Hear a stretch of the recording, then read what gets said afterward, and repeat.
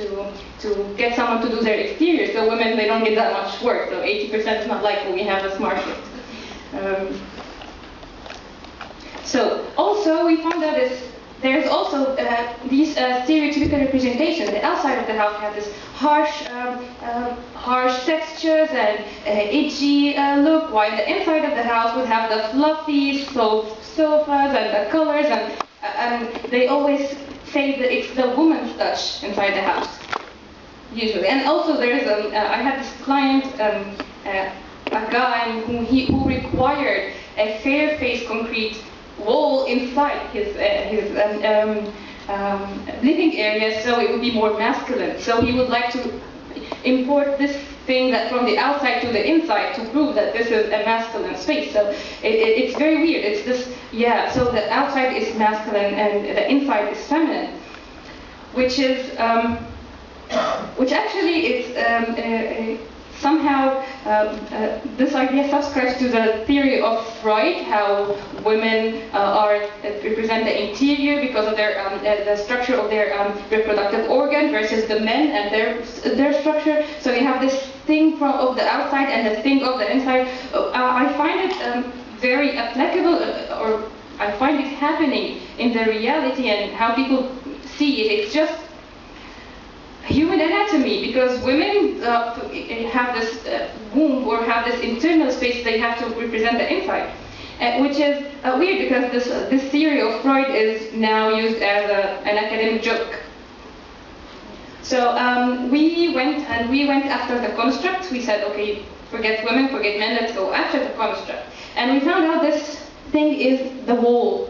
The wall is the definer of the identity. It defines the identity of this house. Okay, this is one individual house. And we decided to work how this sort of an individual, which represents a person or an individual. What I mean by an individual, I don't mean one person. A society or a community of people can be an individual, but for some reason it ends to be a metaphor for one person. And we were discussing, but yeah, the interior is inside, the exterior is outside, but the house itself is inside a city, it's inside a street, the city is inside a country, and the country is inside Earth, and we can go on and on forever. So the issue of inside and outside might also not exist at all, might be just a construct.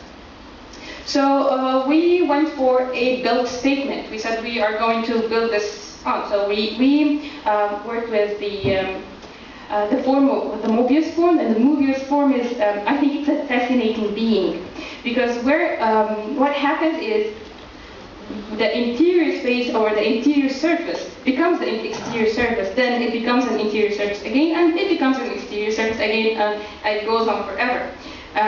And we decided to work with it in an architectural concept, and to have this sort of surface or sort of wall that flips itself. The surface it's the interior surface, then it becomes the exterior surface, and it's an interior surface again.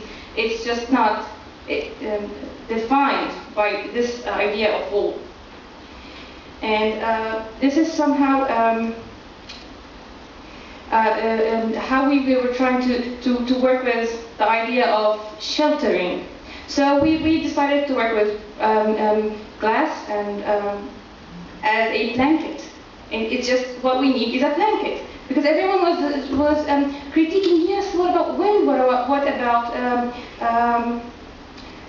rain? What are you going to do? And I think it's how we deal with it, with this wall or with this thing, that we're just going to have it as a blanket. So the final concept was looking like this, where we try to move the functions, just shuffle the functions around, where you sit here and that's your living room. So is that inside or outside? So it's basically, it's undefined. It's the division between the inside and the outside is kind of blurred.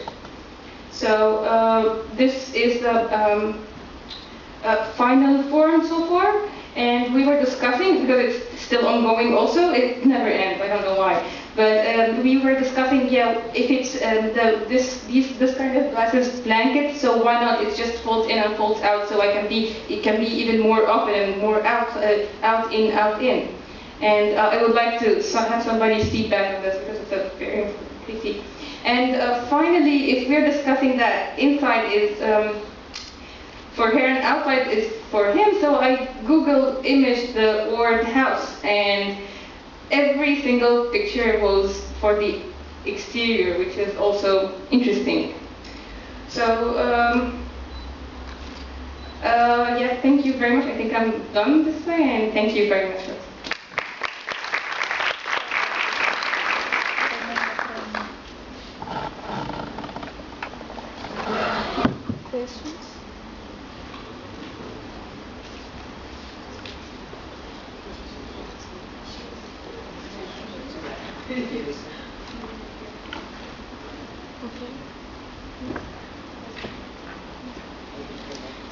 Okay, thank you so much.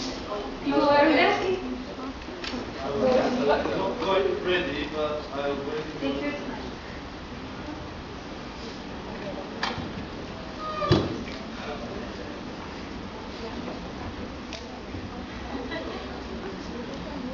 She's warning me, I talk too much usually. Thank you very much for all of you. It was a really nice presentations, and I actually would like to ask questions to all of you, but I'm going to keep it short. But first of all, I can't read your names from here, and I missed it out, sorry. And how do you, I'd like to ask you, yes. Yes, I'm Luciana. Luciana, yes, Luciana Bosco Silva, yes. Thank you. How do you refer to the virtual space isn't virtual space experienced always within a physical space? Therefore, is virtual space a subdivision of a physical space, or it is a headline itself? Well, actually, we are really discussing this, but so far what we came to see is that somehow it's a reflection, it's like a negative sometimes of the physical space, itself. But in the other hand, you could have a whole world in a physical space totally different from your own on physical reality. You can create your own world, and differently from the virtual space as it was in the beginning of the century or last century, I said, that it was not a digital space that was on your mind, on fantasy space. This one is just not fantasy. It can be as real as a physical one. It does not mean that just because it's not palpable, that you cannot touch it, it's not real. And it's kind of weird because it is just as real as the physical one, but it's not physical. It can exist on its own way. But on the other hand, it's just exists because the physical one exists. So it's kind of, it's really a paradox, actually. Because it exists because we exist, right? So we are physical. But on the other hand, it has his own rules, it depends of his own. It has sometimes a different way of different boundaries and different kind of relationships. So it has his own reality, and it's so real. People can actually dwell in some kind of spiritual space, really live it, really dwell in these spaces, have a real related with space, but it's not physical. So yes, it's related. It has a negative, always has a negative on the physical one, but it can be his own. At the same time, it can be not exactly independent, but in a way totally different. It can be a totally different space, a totally different reality in a virtual space that you have on a physical space. It's not related at all, even if you have a physical being to create the other. Did I make myself clear or not really? Well, as an architect myself, as you're speaking, yes, I'm an architect as well, lots of things going in my mind, where actually the virtual, in my own opinion, where virtual space or space is created. So therefore, I personally would say that virtual place would be the sixth sense, which happens in a physical space of all the senses are experienced. Yes, in a way it is, but when we have the digital place, somehow it's just not the sixth sense.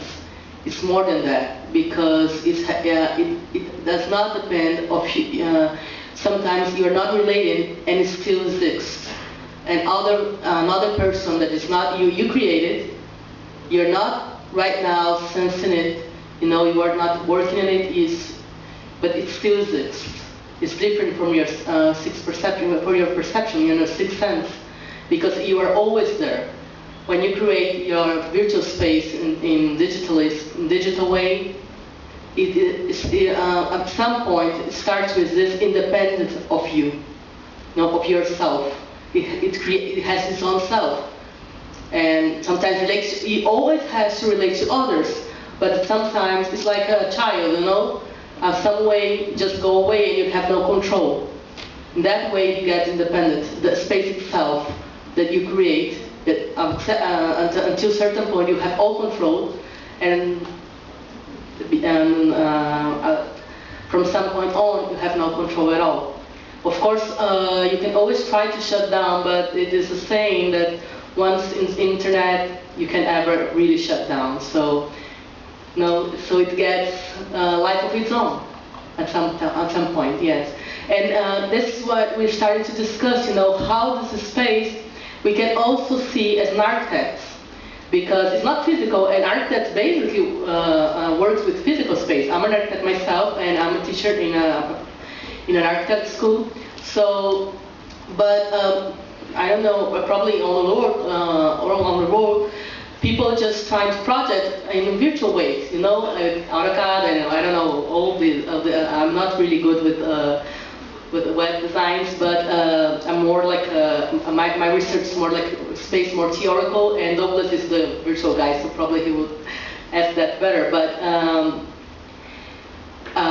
the students there are really asking themselves if it's possible to create everything in the virtual and then bring it to the physical, and on the other way, or sometimes it's its own place. It's like it's another reality, and that we are starting to research. This research is really young. It just has like 5 or 4 months. So it's just I think we started in June. So that's what we are trying to answer, if it is possible at all. Thank you.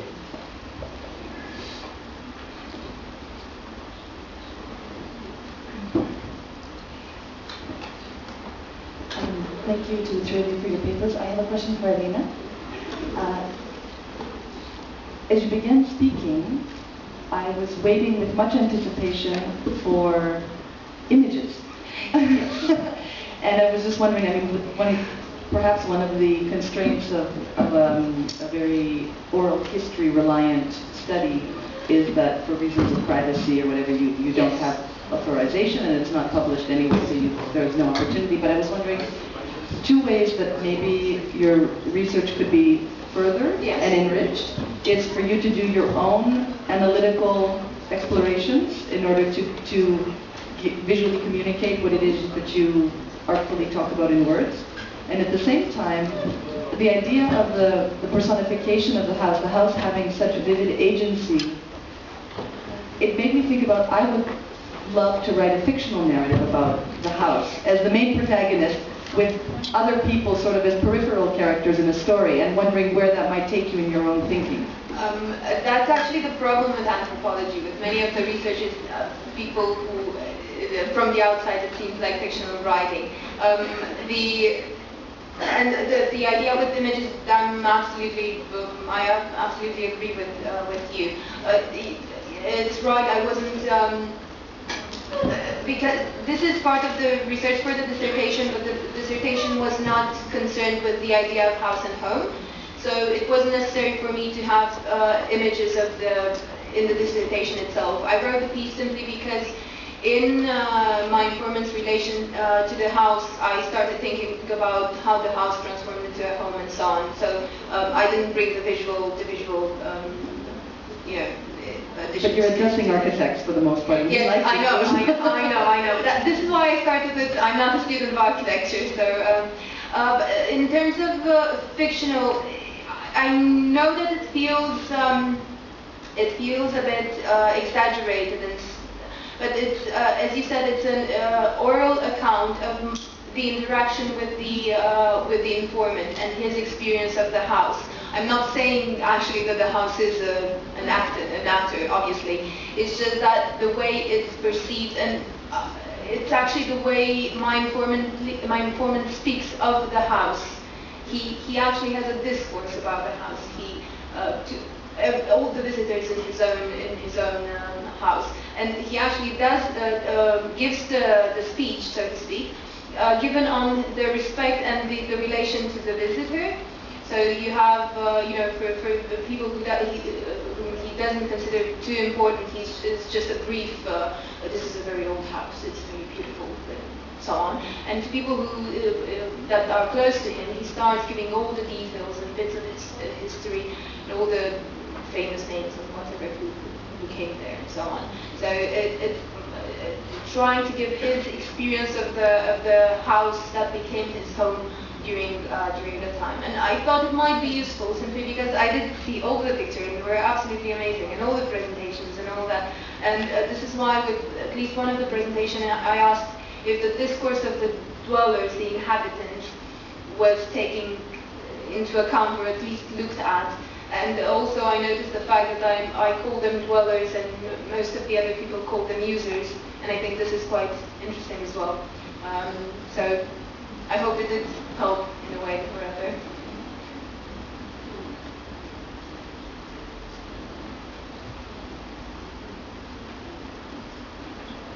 Hi, my name is Alina. I'm from here.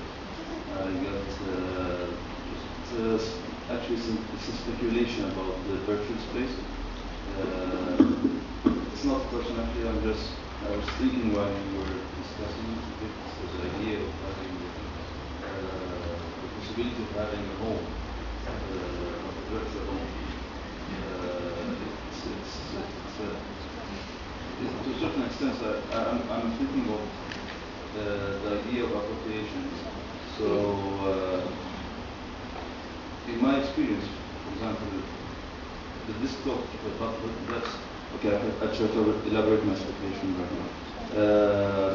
The desktop of a computer, to a certain extent, when you start working on another computer, or another person's computer, you start seeing the feeling that this computer is kind of strange to you because of the appropriation of the way you arrange your computer, the way you arrange your stuff and the shortcuts and this kind of profile.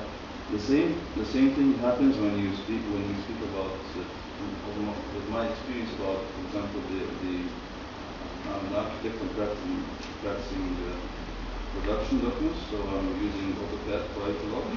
So when you use AutoCAD quite a lot, you have to customize AutoCAD to your very fast shortcuts to when you get used to. Once you also change from your computer, your version of AutoCAD to another version on another computer, it gets really annoying to try to customize yourself and to a lot of shortcuts and the preferences of another person. In a way, I think this can be kind of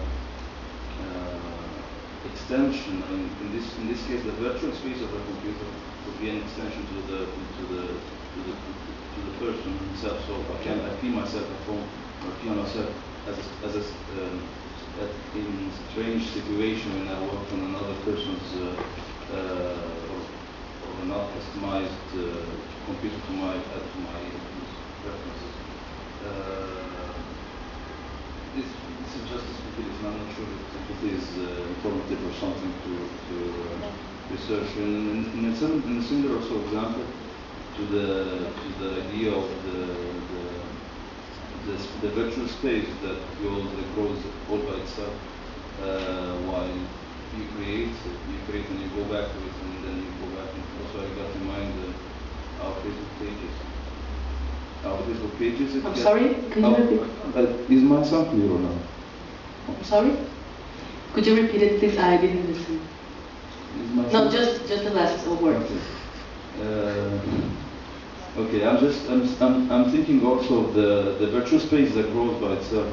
Your own personal space that grows by itself, and you come back to it with something like the Facebook page, your home. Oh, I see. And the Facebook page, so it's a place where you find your own mates, your friends, and when you go to a Facebook page of someone else, you find strange people, and you find strange maybe ideas and stuff. So you feel at home at your home page in the Facebook. So in the same time, it's a place where information flows and actions happen, communication happen, in the same in the page of your home page.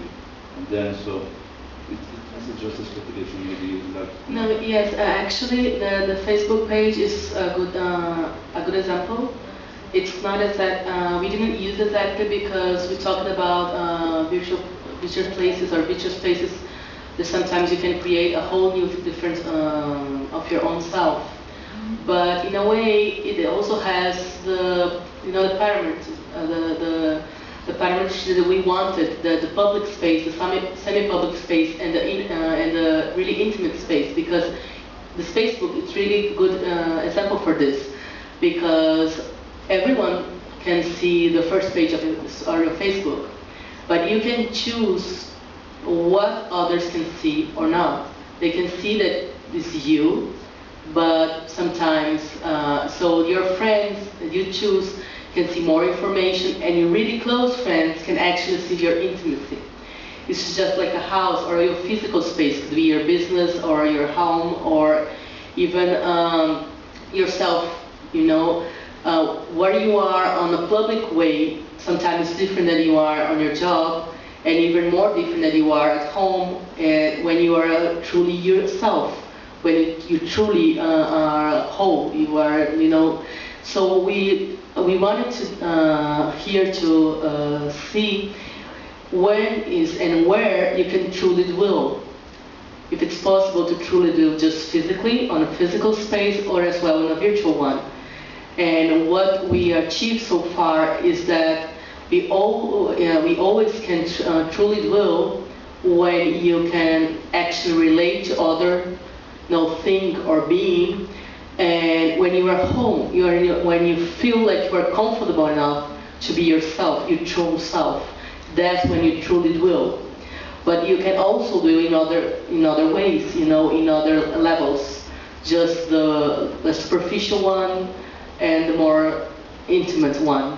And it's possible, in our belief, we believe that it's possible to truly dwell in the both spaces, the physical one and the virtual one. And we truly believe that this is going to be going on, and we don't know yet what is going to happen. With the communication and the dwellings and relationships between people, because nowadays most of you, I don't know where the ages are really different here, but I graduated in '95. And I remember there was not internet, so I remember what the researches that my teacher asked us to do. I was, I had a frame, I have a limit. I have to go to the library and a few texts, not texts around the world. I have an access to all this. My students now have, and I get, I'm sorry the word, but I get really pissed when they don't use it, because they have what we didn't have. And it's a different way of relationships, but it gets its own. The rules are still set because we are still human. We are still the same. Just the place and the way that we're gonna relate have different mechanisms and different ways. But in a way, it doesn't change that much. Just the spaces and the places are different. The relations are kind of the same. So the way of the dwelling itself, it's not that very different. Just the space is different. You know, and you can, what is different now is that it's possible for you to dwell, like me in Brazil and someone in Japan, at the same time seeing and talking and having a really connect, you know, directly. That's different with what it was like 20 years ago. But the dwelling is possible, and that's what difference that will make to society from now on. It's what we want to know, you know, and what is this going to change the way architects see space, the way we relate to the cities, to our space of architecture, to our own space. Is that making any changes, the way we see the house, the buildings, and the city itself? You know, what can we, is this going to make some difference in the way that we see architecture and urbanism, in the way that we see the cities? Or maybe just relationships and not that at all? That is, I think that's the primary questions that what we want to actually understand better. I hope I answer you. Okay, thank you. Coffee break.